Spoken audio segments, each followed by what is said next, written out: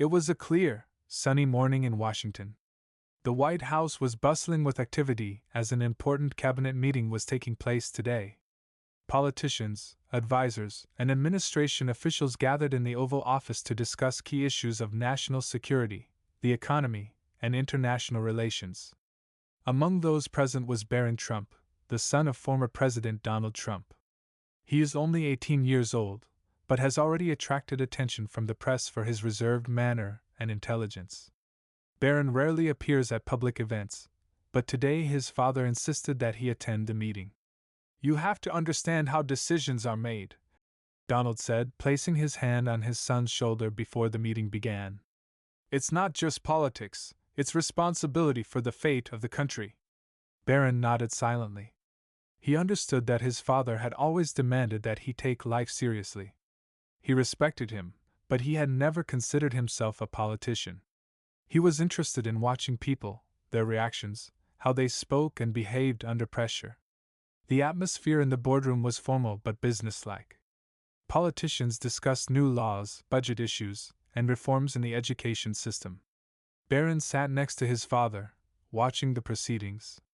He was interested in how people's faces changed when the conversation turned to money, how some politicians argued heatedly, while others silently analyzed the situation, waiting for the right moment to intervene.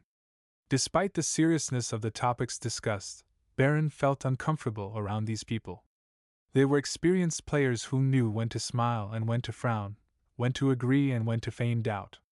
It all seemed artificial to him, devoid of sincerity.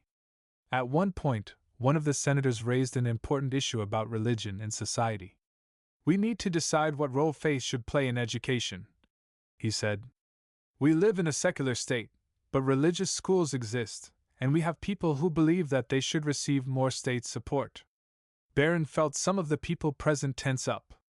It was a touchy subject. Religion was always controversial. Someone objected. "We cannot take a step back. The state and the church must be separated, otherwise it will lead to discrimination." "Discrimination is when people are forbidden to believe," another official retorted. "We are not talking about the imposition of religion, but about the right to choose." Barron listened carefully.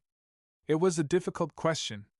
On the one hand, no one could impose religious beliefs, but on the other hand, could a person be prevented from expressing his faith? He remembered once reading a statement: "True freedom is not about getting rid of God, but about having the right to choose whether to believe in Him or not."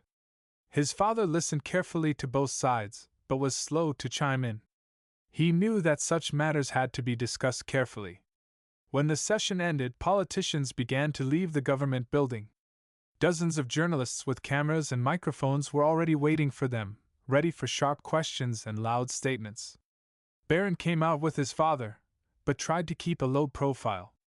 He didn't like the spotlight, but the press was always there, especially when it came to the Trump family. He heard one of the journalists shout, "Mr. Trump, what is your attitude towards the issue of religion in schools?" The father paused, but did not answer right away. He looked at his son, as if giving him the opportunity to observe for himself how this world works. Barron felt his heart beat faster. He knew he would have to deal with the media sooner or later, but he wasn't ready for it today. Suddenly he felt someone take his hand. It was a little girl, about 10 or 11 years old. She looked modest, wearing a school uniform, and holding a Bible in her hands. Barron leaned towards her to hear what she had to say. "Excuse me," she whispered, looking at him timidly. "Can I ask you something?" He nodded, surprised that the child was addressing him and not his father. "Why do you have a cross on your neck? Do you believe in God?" Barron was a little taken aback. The question was so simple and yet so profound that for a second he didn't even know what to answer. The journalists froze. The cameras turned in his direction. They realized that something unusual was happening. Donald Trump paused and looked at his son, curious to see how he would respond. Barron realized that this moment was important. Not just for himself, but for everyone who heard the question. He took a deep breath, looked at the girl and said, "Faith is not just a symbol you wear around your neck. It is part of what you feel inside." The girl blinked, listening attentively. I don't wear this cross because someone told me to, Barron continued. I wear it because it reminds me that every person has a choice. The journalist tensed up. What does choice mean? The girl asked. Barron smiled. It means that no one should force you to believe or not to believe. It is your decision. True faith comes from within, not imposed from the outside. His words made everyone around him fall silent. The girl nodded, as if considering what had been said. Then she said quietly, "Thank you," and she quickly ran back to her group, leaving the journalists in shock. Barron felt the cameras flashing again. He knew this moment would make the news, that his words would be discussed. But he felt no fear. Because he told the truth. But the truth always found a way. The crowd of reporters outside the White House perked up as the doors swung open and administration officials began to emerge. Microphones were pointed forward, cameras were on, and reporters were shouting questions, hoping to get some comment first. Barron Trump followed his father out the door, but he was in no hurry to draw attention to himself. Unlike Donald Trump, who strode confidently up the steps, answering questions with his usual charisma, his son preferred to stay in the shadows. He was not part of the government, he held no office, but his last name inevitably made him the subject of attention. A light breeze blew the white shirt beneath his dark jacket, and the sun glinted off the windshields of the cars parked at the curb. Barron walked a little behind, trying not to linger, but suddenly he felt someone gently take his hand. It was unexpected, the touch was light but firm, and there was nothing in it of an adult trying to get attention. He looked down and saw a little girl, maybe 10 or 11 years old. She was dressed in a simple private school uniform, a neat backpack slung over her shoulders, and in her hands she held a Bible with gold letters on the cover. Barron paused for a second, looking her over. She looked confident, but not brazen. Rather, she seemed focused and a little nervous, as if she had been gathering her thoughts for a long time before deciding to approach him. "I'm sorry," she said quietly, looking him straight in the eyes. Barron leaned a little closer to hear her better. "Can I ask you a question?" The journalists, who had already noticed the unusual scene, sharply aimed their lenses at them. The reporters, who had been shouting political questions a minute ago, fell silent, sensing that something unusual was happening. "Of course," Barron replied, noticing how seriously the girl was looking at him. She clutched a book in her hands and asked, "Why do you have a cross on your neck? Do you believe in God?" This simple, seemingly childish question sounded unexpectedly loud in the ensuing silence. It was so direct and sincere that even reporters accustomed to harsh statements and tough political debates suddenly froze, waiting to hear what Barron would say. He thought for a moment. This question had never stumped him before, but now he felt that his answer would be heard not only by the people standing in front of him, but also by the millions who would be watching this moment on air. He looked at the girl, at her clear, attentive eyes, in which there was no trickery or desire to catch him at his word. "Yes," he answered calmly. "I believe." The girl nodded, as if this was exactly the answer she had expected. "What does faith mean to you?" she asked. Barron felt the crowd go quiet. The reporters with microphones no longer tried to interrupt the conversation. They waited. He could have answered briefly, but he knew this moment meant more. "Faith is a choice," he said. The girl frowned, as if she didn't quite understand. "What does choice mean? Aren't people just born with faith?" Barron smiled slightly. "Some people are born into a family where faith is part of their upbringing," he said. "But true faith comes when you understand what you believe in yourself, regardless of what others say." He carefully touched the chain on which his cross hung. "For me, this cross is not just a symbol. It is a reminder that everyone has freedom. We can believe, or we cannot believe. No one has the right to force us to make a choice. And no one has the right to forbid us to make it." The journalists listened tensely. This was unexpected for them.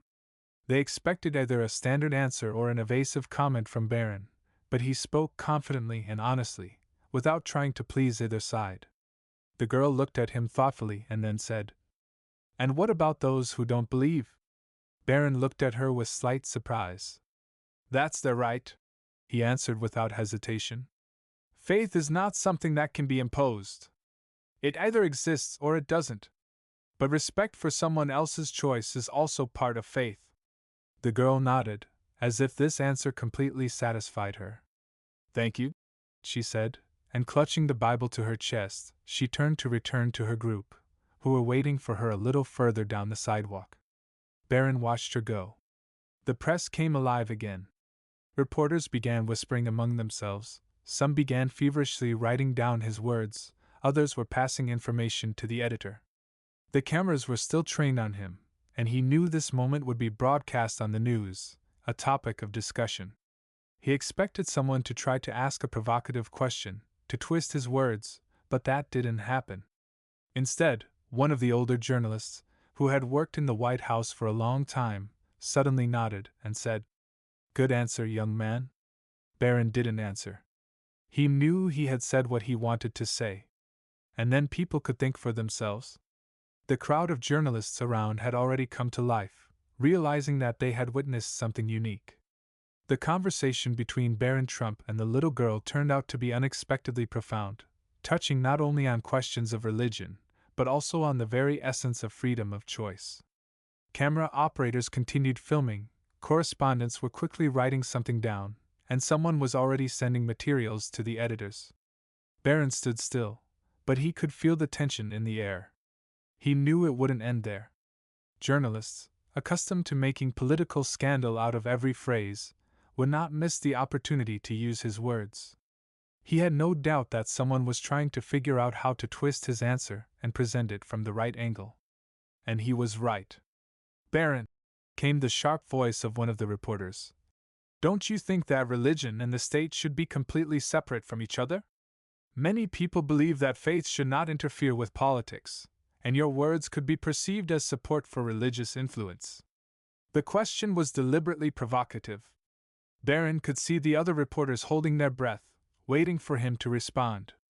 If he answered inexperiencedly, his words could be taken out of context and turned into a sensation.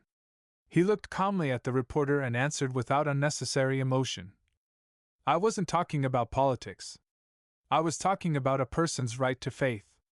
The journalist narrowed his eyes. "But what if someone perceives your words as a call for religious propaganda?" Barron bowed his head slightly. "Freedom of speech means that people can interpret what is said differently. But the truth is that faith is a personal matter. Some see it as the meaning of life, others consider it unnecessary. The main thing is that everyone has a choice, and no one imposes their point of view on others." The crowd began to whisper again. Some looked at each other, some wrote down his words, realizing that he had not allowed himself to be drawn into an argument.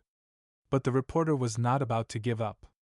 "And what is your attitude towards atheists? Don't you think that faith divides society?" Barron thought for a second, then looked the reporter straight in the eye. "Isn't it the fear of faith that divides society?" The journalist did not immediately find an answer. "People can argue about religion," Barron continued, "but if we truly believe in freedom, then everyone should have the right to decide for themselves what they believe. And we should respect each other in that." "But you still wear a cross."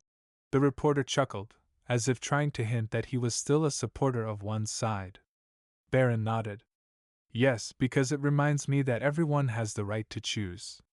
Again, the crowd buzzed.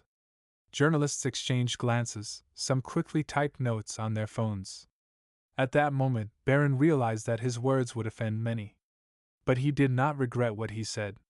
Suddenly another journalist, who had been silently watching what was happening, stepped forward.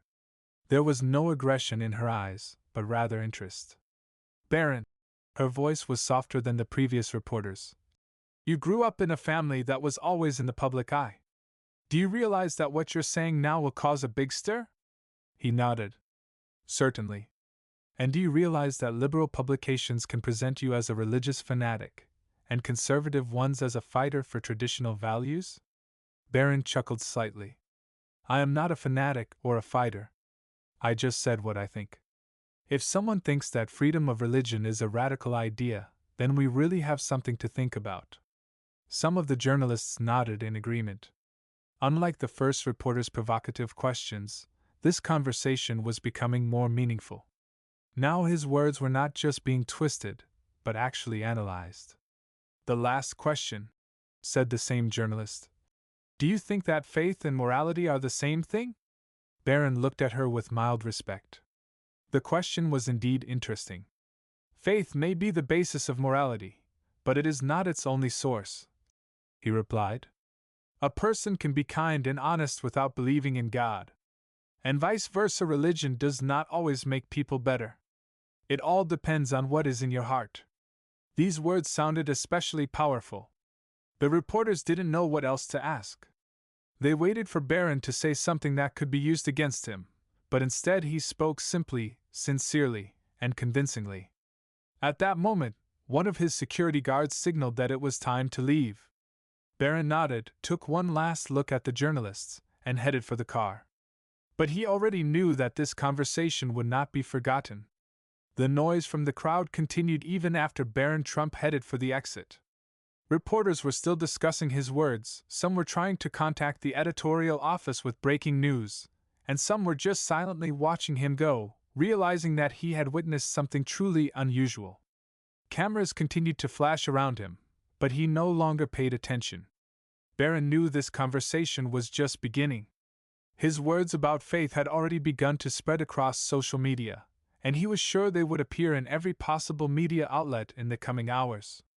He didn't have to guess how different outlets would spin the story. Conservative outlets would likely interpret his words as support for traditional values and religious freedom. Liberal outlets might try to portray it as an attempt by the Trumps to reintroduce religion into politics. But the truth was simple: he wasn't trying to convince anyone of anything. He simply answered a little girl's question, without thinking about the consequences. As he climbed into the black car with tinted windows, his bodyguard closed the door behind him and the car slowly pulled away. It was quiet inside. Only the muffled sounds of the street coming from outside. "Do you understand that your words will now be discussed on all channels?" asked one of the security officers sitting opposite. Barron nodded. "Yes," he answered calmly. The guard chuckled. "I heard you talking to the girl. Honestly, it was impressive. You didn't lose your head for a second." Barron shrugged. "I just said what I thought." "Maybe you should think about politics?" the guard asked with a slight smile. Barron looked at him with a slight grin. "I haven't decided what I want yet. But if I do, it won't be because someone expects it from me." He looked out the window. The city rushed past, oblivious to what was happening. Despite all the noise and the press, people continued to live their lives. Some walked along the sidewalk, chatting on the phone, some bought coffee from a street kiosk, some simply enjoyed the warm evening. It was at that moment that the phone in his pocket vibrated. Barron took it out and saw several messages. The first was from his friend. "Bro, you're already trending. I wouldn't be surprised if CNN puts you up as the next presidential candidate, grinning squinty face." Barron chuckled. The next message was from one of his old teachers. "I saw your interview. You said the right things. Proud of you."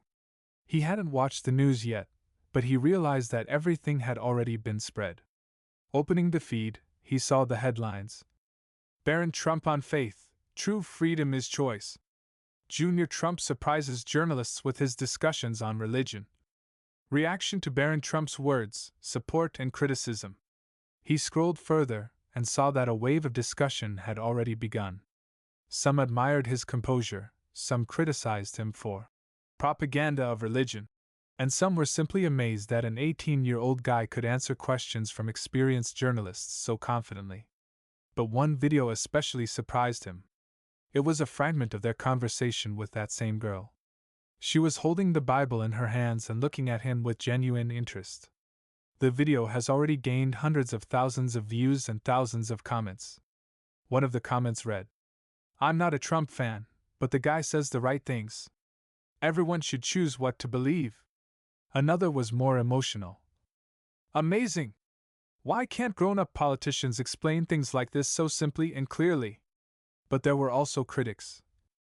Again, religious propaganda. Faith is a personal matter, not a reason for PR. Barron knew this would happen. In any society, there will always be people who see any topic as a reason to divide. But he didn't regret what he said. Suddenly his phone vibrated again. Father. Barron thought for a second, and then answered. Barron, you did a great job, Donald Trump said confidently. They tried to corner you, but you outplayed them. I just said what I thought, Barron replied. That's why you were persuasive, the father said. But now you're the center of attention, and it's going to continue. Be prepared. Barron thought about it. I know. Donald Trump paused, then added, You decide for yourself what you want. But if you ever want more, you know what to do. We'll see. Barron chuckled. Okay, take a rest. Today you have earned respect even from those who hate us. That is worth a lot. Father passed out. Barron put the phone in his pocket and looked out the window again. He didn't know what awaited him next. But he knew one thing for sure: he would remain true to himself, no matter what. The next morning, all leading news portals, TV channels, and social networks were discussing Barron Trump's unexpected speech. His words were quoted, and the video of his answers to the girls' and journalists' questions was rapidly gaining millions of views. The reaction was varied. Conservative publications called his words brave and honest, emphasizing that he was talking about freedom of choice, not about the imposition of religion. Journalists from right-wing channels praised him for his maturity, calmness, and ability to argue his views. Predictably, the liberal media took a different tack. They tried to make it look like Barron was using religious rhetoric for political purposes. Some said he wanted to take the country back, while others chided him for philosophizing without real value. But despite all this, the main thing was something else most ordinary people saw in him: not just the heir to a famous family name, but a person who knows how to express his thoughts, and is not afraid to talk about difficult things. On social networks, people were divided into two camps. Barron's supporters wrote, This guy speaks much smarter than most of our politicians. How can one argue with the fact that freedom of religion is everyone's choice? The future belongs to people like him. Calm, balanced, respects other people's views. Critics were outraged. Another attempt by religious conservatives to introduce their ideology. He's only 18 years old, but he already thinks like a politician. They're obviously preparing a successor. I wouldn't be surprised if in a couple of years he goes into politics. But surprisingly, even some of his family's opponents acknowledged that he had performed honestly and with dignity. At the time, Barron Trump was at his family home, away from the bustle of Washington. Although he had no plans to make any official announcements, his phone was blowing up with messages. Some were from friends and acquaintances who congratulated him on his confident demeanor in front of the cameras. Others from political figures who seemed to already see him as a promising new figure. But Barron wasn't sure he wanted all this. Sitting on the terrace, he flipped through the news, but he felt neither euphoria nor pride. He had simply said what he thought, and now people were parsing his words as if he had made some kind of global statement. You really stirred everyone up, a familiar voice said. Barron turned around and saw his father standing in the doorway. Donald Trump looked pleased, but there was a question in his eyes. I was just answering the question, Barron said calmly. That's why it worked, Donald smiled. People can tell when they're being lied to. And you were being sincere. Barron nodded but said nothing. Do you understand that you will now have more attention? The father continued. Yes, he answered. This can be both a plus and a minus. Trump sat down opposite. You showed that you can speak calmly in public, and you don't get confused by provocations. People will remember that. But I didn't give them any reason to think I wanted anything more, Barron countered. Donald chuckled. People come up with reasons themselves, especially when they see something new. Barron thought about it. You didn't expect this moment to cause such a stir, did you? The father asked. No, he answered honestly. For me it was just a conversation. Donald nodded. That's why everything turned out so strong. They both remained silent. Then the father looked at him carefully and asked, "What if you had a chance to do something more? If you had the opportunity to influence the world?" Barron looked at him with a slight smile. "I haven't decided what I want yet." Donald chuckled. "Then you should think about it. Because whether you like it or not, your voice has already been heard." That evening, when Barron was alone, he reread some of the comments from his interview. Some of them were critical, some supported him, but he suddenly realized the most important thing. He told the truth. Not because he wanted to be liked, not because he wanted attention, but simply because he thought so. And if people actually started thinking about it, then this conversation was important. He closed his phone, looked at the night sky, and suddenly realized. This day changed something.